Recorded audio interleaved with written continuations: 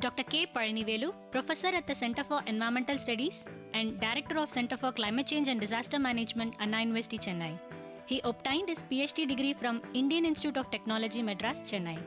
He worked as project officer for a brief period at IIT Madras and moved on to the Center for Environmental Studies, Anna University in 1992. He was a visiting professor at Chungam National University, South Korea during 2007. He has been teaching courses on environmental chemistry, environmental pollution control, and instrumental methods of analysis since last 27 years. He has guided 75 students for ME and MSc, 4 MPhil, 2 MS, and 15 PhDs. He has published 135 papers in journals and 90 in conference and symposiums. He has received several awards in national and international levels. Welcome to the lecture series on chemistry of environment. We are discussing about soil chemistry. In the previous class, we discussed about soil formation and important chemical components of the soil. And today, in this lecture, we are going to discuss about reactions in soil. Mainly, two reactions are taking place in soil. One is acid-base reaction, the other one is exchange reactions of different anions and cations. We will look at what are these. Let's discuss about exchange reactions. Exchange reactions here mainly mentioned to cations and cation capacity of the soil. That is important for this. And in fact, both minerals and organic humus material provides cation exchange capacity. Already we discussed about this. That is the mineral consisting of clay, which is providing a negative charge, which ultimately attracts cations. And similarly, organic components in soil consisting of humus material, humic acid, fulvic acid, they contain both COH group and OH group, and these H plus ions are replaced by different cations of importance, namely calcium, potassium, etc. So, that way the minerals and organics provide cation exchange capacity to the soil. The negative charge of the humus and part of the negative charge of the clay mineral varies with the pH.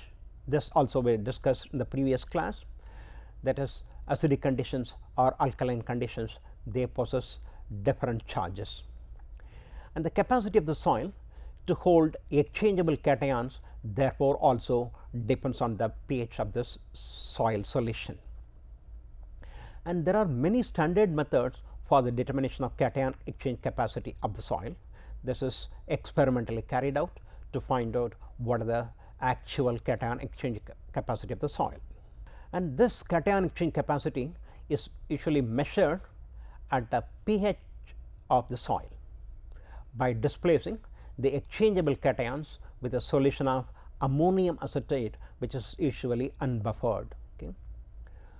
By taking the soil and mixing with ammonium acetate ion, in which ammonium ion is taken as a excess in high amount, when it is equilibrated with a soil sample, what happens is this ammonium ion goes and occupy all the cation site, and originally whatever held by this cations, okay, everything comes out, maybe calcium, magnesium, sodium, potassium, everything comes out. So, all the displaced cations are determined using by flame atomic absorption spectrophotometry or ion chromatography, and if you sum up all these cations like calcium, magnesium, sodium, potassium, and this gives the cation exchange capacity of the soil. Now, actually known as the effective cation exchange capacity of the soil actually. So, it is a experimental quantity. By equilibrating with ammonium ion, the displaced solutions can be determined, or otherwise even sometime titometric and calorimetric methods are used if ammonium ion is very high. So, the adsorbed ammonium ion can be liberated again by mixing with other solutions, which is again represented by very high concentration of the particular ions, cation, and ammonium ion liberated can be estimated by spectrophotometrically for the ammonia or calorimetrically by titration using sulfuric acid, also possible. So, cation exchange capacity has been found to be very useful in characterizing soil in which most of the negative charge is pH dependent, as with many soil in tropic regions. And for the test, usually we express per 100 gram of the soil what is the milli equivalent of the particular meta-ion in terms of cation exchange capacity, and cation exchange capacity is provided by H plus ion and calcium ion, magnesium, potassium, sodium. And in fact, it all depends on their atomic weight of these ions. Hydrogen 1, that is 1 milligram of H plus is equivalent to 1 milli equivalents. In the case of calcium, it is 20 milligram of calcium is equivalent to 1 milli equivalents, because of the atomic weight is 40 and calcium valency is 2. So, 40 divided by 2 gives you 20. So, 20 milligram of calcium is equivalent to 1 milli equivalents of cation. And in the case of magnesium, it is 2 plus again. So, atomic weight is 24 and divided by 2 gives you 12 milligram of magnesium is equivalent to 1 milli equivalent. In the case of potassium, it is monovalent. So, atomic weight is 39. So, 39 milligram of potassium gives this 1 milli equivalent. So, 23 milligram of sodium. So, thus it all depends on what is the atomic weight of the particular cation actually present in this. So, this cation exchange capacity value, the unit of measure for this exchange capacity is the milligram equivalent or ME or milli equivalent, which stands for 1 milligram, that is 1/1000th of the gram of exchangeable H plus ion. That is actually 1 milli equivalent, and it is usually represented per 100 gram of the soil what are the milli equivalents. So, it has to be experimentally calculated by summing all the cations actually present, and suppose 1 gram of soil contains 100 milli ml. If it is extracted, that actually contains calcium, this is a experimentally determined value 30.3, magnesium 3.2 and potassium 2.2 microgram per ml of this one, and sodium, suppose if it is below the deduction limit, and H plus ion is 2.6 millimoles per liter. This is a H plus ion concentration. So, if you sum up all this ion, calcium, it is 30.3 micromole per ml. This is an actual sample determined by the experiment by exchange with the ammonium acetate, and if you convert it, that is comes to 15.1 micromoles per liter or centimoles of positive charge per kg of the soil. This is a one, and it comes to 51 point. And if you similarly, if you calculate for magnesium, it is 3.2, it comes to 2.6, sodium it is 0, so we need not. Potassium it is 2.2 microgram, that comes to 0.6, and H plus it is 2.6 millimoles per liter, that is 26. So, if you sum up all these ions, it comes to 44.3 centimoles of positive charge per kg of the soil, or 44.3 milli equivalents per 100 gram of the soil. This is a actual cation exchange capacity of the soil, which is a sum of calcium, magnesium, potassium. Suppose sodium is present, that also to be added plus H plus. All this summation actually represents the cation exchange capacity of the particular soil. So, now this cation exchange capacity actually provide a site for ion exchange, cation exchange, and sometimes anion exchange also possible, suppose the soil contains any capacity for this. According to the scientist Lambert, who expressed ion exchange process is a reversible process by which cation and anion are exchanged between a solid and liquid phases and between solid phases if they are in close contact with each other. So, it is a exchangeable reactions taking place between solid and liquid, and solid phases also possible. Certain cations move from one phase to another, similarly anions also possible. This is actually called exchange reaction as per this Lambert. Ion change in soil occurs on surfaces of the clay mineral, inorganic components, organic matter, as well as in root of the plants also the exchange reaction may take place. And the specific ion associates with these fractions depends on the kinds of minerals actually present in the soil and the solution composition of the particular soil.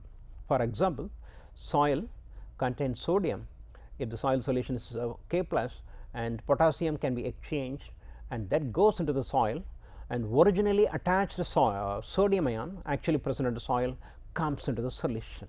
This is an example for ion exchange of sodium ion with the potassium ion. And this is again represented by equilibrium constant. The exchange constant can be represented by Nk into Na plus divided by Na and Na plus. Okay. So, in this Nk in this equation represents Nk, ionic fraction of potassium ion actually present in the soil. Similarly, this Na plus actually represents the potassium ion present in the soil. Okay. And the K plus here is the ability to retain by the soil. So, if you put the sodium or potassium value in this equation, we can find the exchange constant for this particular reaction in this. Okay. For this reaction, this is a exchange constant as per the equilibrium law. So, the Nk is the ionic fraction actually available in the soil solution, and K plus is the ability to retain by soil as per this from this above equation. Similarly, we can write it for other exchange reactions actually taking place in soil. So, in this ion exchange process, a cation or anion in the solid phase is exchanged with another cation or anion actually available in the liquid phase. That is also possible. For example, the clay mineral contains suppose attached potassium ion, and liquid soil solution is ammonium ion is present. This ammonium ion can go into the clay mineral, and originally held potassium ion will come into the soil solution. Okay. This is also another kind of example for this exchange reaction. If two solid phases are in contact, and exchange of ions may also take place between their surfaces also possible. So, it is not only between solid and liquid, between solid and solid is also possible, especially in soil matrix. And ion exchange reactions in soils are very important to plant nutrient availability like potassium, calcium, etc. Similarly, phosphate, nitrate, etc. also. And based on counter ion, the exchange phenomena can be divided into cation exchange or anion exchange. Cation exchange like potassium or calcium, anion exchange nitrate or phosphate that may be available, that actually determine the nutrient availability in the soil solution. Soils with low cation exchange capacity are easily deficient in cations, and soils with high cation exchange capacity, generally more than 25 value, high ability to hold water, that is like a clay soil, while soils with a low cation exchange capacity have low ability to hold water like sandy soil. Sandy soil, the cation exchange capacity will be very low, usually less than 5 or so, whereas clay soil where a lot of cation exchange site is available, the cation exchange capacity value will be more than 25 easily, and that soil will have ability to hold water also. So, soils with low cation exchange capacity, that is less than 5, becomes acidic very quickly, and for example, sandy soil, leaching of nutrients will take place in the kind of low soil, and would need liming addition more frequently than soil with high cation exchange capacity. Because of the low cation exchange capacity, acidity will be developed, and these type of sandy soil usually loss of nutrients like whatever important nutrients because of the leaching out acidic condition, usually these soils may not be good for agricultural crop protection. We should have reasonable cation exchange capacity is also very important. So, next is acid base exchange reaction in soil. Soil contains a lot of cationic material, anionic material that we have seen, but also provide acidity and basicity. In a way, soil acts as a kind of buffer medium also. We will see some of the important acid and base reactions. Essential trace metal are made available to plants as nutrients. by the exchange of cations, which is important function of the particular soil. Both mineral and organic fractions of humus actually present in the soil exchange cations. And humus materials shows a very high cation capacity value. They have, if the soil is rich in humus material, they provide a value of cation exchange capacity of 300 to 400 milli equivalents per 100 gram of this humus material. And trace metal nutrients are provided by the cation exchange in soil. The metal ions are taken up by the root, while H plus ion is exchanged for the metal ions actually. You can see soil containing calcium can be leached out with a carbon dioxide containing water.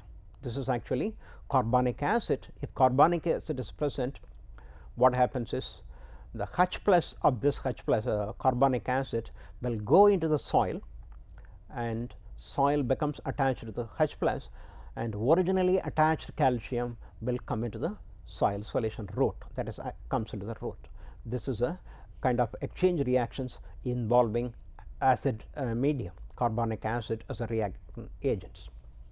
This actually brings out the exchange of H plus with the calcium in this condition. And soil acts as a buffer actually and resists change in pH, and the buffer capacity of the soil depends on its type of the soil.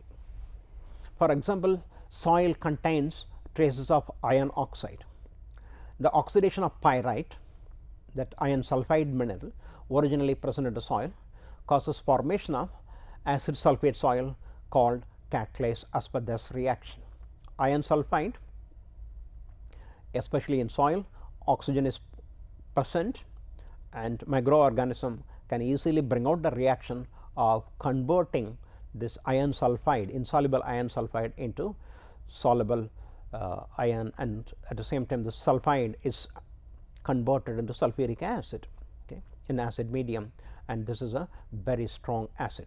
That is what acid sulfate, and this type of soil is called catalase, where iron rich pyrite, iron oxide material, these are all called catalase. Okay. So, this provides acidity to the soil, and most common plants grow best in soil with almost near neutral pH and acid condition, like in the previous equation what I was seen, sulfuric acid formed. This may bring out leaching of aluminum out of the soil and provide toxicity. More amount, a high amount of aluminum is also considered toxic to plant materials. Okay. So, acid soils can be improved by the addition of lime to the soil. Okay. If more amount of sulfuric acid is generated as per the previous equation, what we have to do is liming. If you add lime, that will neutralize the acidity of sulfuric acid and converts as per this reaction. The original soil attached, this H plus comes from the oxidation of iron sulfide. Okay. Calcium carbonate, if it is there, that H plus will come and calcium will go to the soil. So, the soil is more or less neutralized by adding lime. Alkaline reactions also possible, and sometimes in soil the soil may turn alkaline in the presence of basic salts such as sodium carbonate. Okay. Especially this is one of the common thing in drought prone areas where there is a less rainfall, formation of sodium carbonate in soil is noticed. Okay. Alkaline soils can be improved by the addition of aluminum sulfate or ferric sulfate. Okay. So, these ferric sulfate undergoes hydrolysis in water forming ferric hydroxide generating H plus ion. So, this generated H plus may help in neutralizing the alkalinity of generated through sodium carbonate in drought prone areas. And not only this, even sulfur addition can be used to acidify the alkaline soil. Since it is oxidized to sulfuric acid in presence of bacteria present in the soil, sulfur in presence of oxygen and bacterial thing will be converted to sulfuric acid. The sulfuric acid formed also neutralizes the alkalinity. So, depending on the situation, suppose alkalinity is developed in the soil due to the presence of sodium carbonate, either addition of aluminum or ferric sulfate or addition of elemental sulfur to the soil can neutralize the alkalinity. As we have seen before, any acidity is there generated due to the oxidation of pyrite like iron sulfide. There liming addition is required to maintain the neutrality, so that the adverse effect of acidity or alkalinity can be avoided, and agricultural productivity will not be hampered. At low anion retention is another things connected with the acidity and alkalinity. At low pH positive charge, if it is developed on the surface of the especially hydrated oxides of iron and aluminum, and to less, this is happening to less extent on 1:1 clay mineral. Under these conditions, chloride and nitrate and other anions are adsorbed and undergo exchange reaction with the other adsorption. Okay. And other adsorption, however, blocked by competition from organic anions and things there, they may also compete.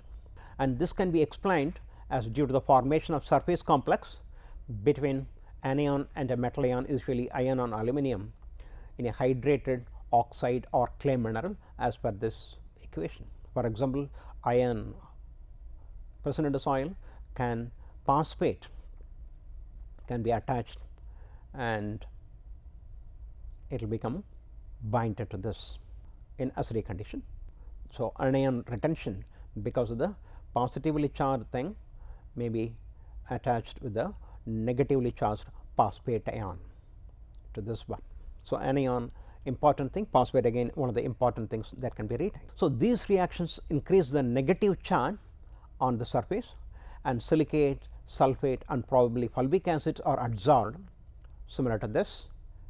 Similarly to phosphate, and under field conditions the release of phosphate may depend on partially on the generation of organic acid or OH by microorganism that may go and leach out phosphate that made available for the phosphate nutrient. So, whatever the anion retained by the silicate matrix by the anion retention phosphate may be made available to the soil under favorable conditions. Also, suppose soil contains manganese dioxide at low pH, and these manganese dioxide at acidic condition may absorb have a positive charge, because the low condition H plus will be available, that may be attached to the surface of this manganese dioxide type of material, and ultimately what happens is this positive charge may attract anions such as chloride, and these chloride may be attached to this matrix, but the electrostatic attraction is possible. So, MnO2 at low acidic condition, because of the possibility of positive charge adsorption, may occur a positive charge that helps in attract anions like chloride and held by electrostatic attraction on the surface of the soil matrix. So, whatever depending on the situation, anions cations exchange reaction may take place and made available as a plant nutrient for the growth of the plant. Also, in connection with this cation exchange capacity, in correlation with the pH value, there is another term used, what is called base saturation value of soil. Okay. And it is a relationship between cationic change, pH of soil, normally determined by extracting with the water 1:10 ratio, mix it 1 part of soil and 10 part of water, and check the pH, that is normally known as pH value of the soil. And the cation exchange capacity of the soil is known, total cation exchange capacity, and number of sites occupied by sodium, potassium, calcium, magnesium excluding H plus divided by the total cation exchange capacity, that is all this plus H plus, that value is normally known as. So, number of sites occupied by sodium, potassium, calcium, magnesium divided by total exchange site into 100 gives you the base saturation value of the soil. So, that brings out the relationship between base saturation value of soil, pH value and cation exchange capacity. If you look at the pH of the soil, this is again important chemical measure in soil, which refers to the soil acidity or alkalinity of the soil. And again the pH of the soil will often determine whether certain plants can grow successfully or not. Okay. More or less neutral pH is favored, and the pH value will tell you the pH condition of the soil Accordingly, you can amend the soil with the lime or addition of sulfur or something to improve the neutralize the acidity or alkalinity of the soil. So, this way this base saturation value is also useful along with the pH and cation exchange capacity. The soil erosion is one another thing which hampers agricultural activity of the farmers. So, if you look at what is soil erosion, it is the bearing away of the material on the surface of the land by the action of wind, water, or sometimes gravity also. So, it is nothing but weathering of soil surface, and erosion has devastated soil worldwide as a result of overuse and misuse of the soil. We overuse it or misuse it, and that is also contribute towards soil erosion. In nature, erosion occurs very slowly as natural weathering and geological process remove rock, parent material or soil from the land surface. Natural process also may contribute to this erosion, but human activity greatly increases the rate of erosion. Okay. That is what the worrisome one, and farmers and agricultural experts have become increasingly concerned with this soil erosion and soil management of this issue. How this is happening?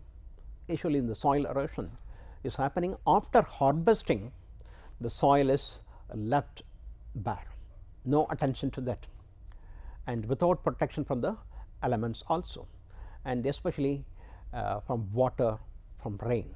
If suppose rain occurs, that water directly hits this soil surface where nothing is happening, and that is the main reason for erosion. So, raindrops smash into the soil, dislodging the soil carriers the particle that leads the sheet of erosion. So, rain is a major one. When heavy raindrops strike the soil surface, actually it is dislodged and removed from that particular area. And wind erosions occurs where soils are dry, bare and exposed to wind. Wind also can bring in, because the smaller particles can be carried out, displaced from the soil surface to other thing. So, very small soil particles can be suspended in the air and carried away by the wind. So, that is also another, apart from rain, wind is a one, and larger particles usually bounce along the ground in a process called saltation. So, this way the erosion of soil has to be prevented, otherwise including nutrient loss may occur. In this lecture, we discussed about various reactions, chemical reactions taking place in the soil. One is cation exchange capacity, that is actually very important for nutrient availability. The other one is acid base reactions also. Depending on impurity, the soil may develop acidity or alkalinity. Accordingly, suitable amendment is required. So, the cation exchange capacity of the soil determine the number of positively charged cations, actually like potassium and calcium etc., that the soil can hold and provide neutrality. So, this in turn can have a significant effect on the fertility management of the soil and agricultural productivity. Thank you.